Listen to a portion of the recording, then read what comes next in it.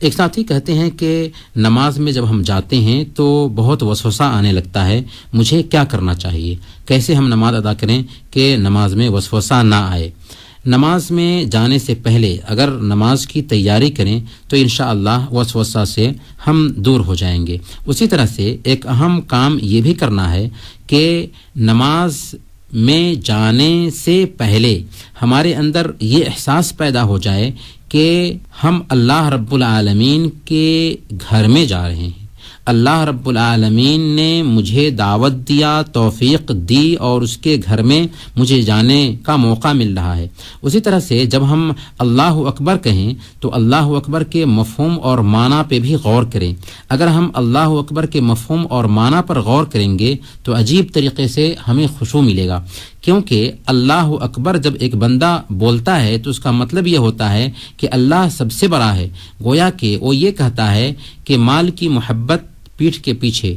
اولاد کی محبت پیٹھ کے پیچھے ابھی اللہ کی ذات سب سے بڑی ہے، لہذا اس کو میں نے اپنے سامنے میں رکھا ہوا ہے۔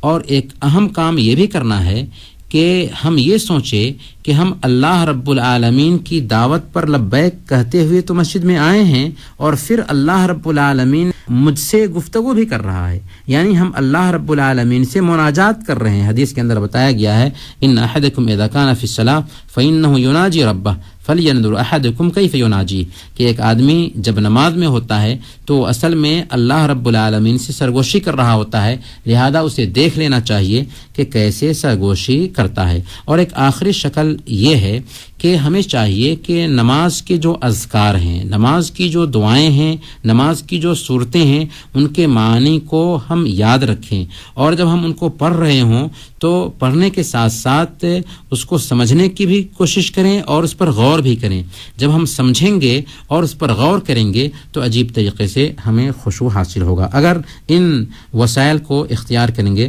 تو انشاءاللہ ہماری نماز کی روح ہمیں ملے گی اور اس کی حالت ہی کچھ اور ہوگی۔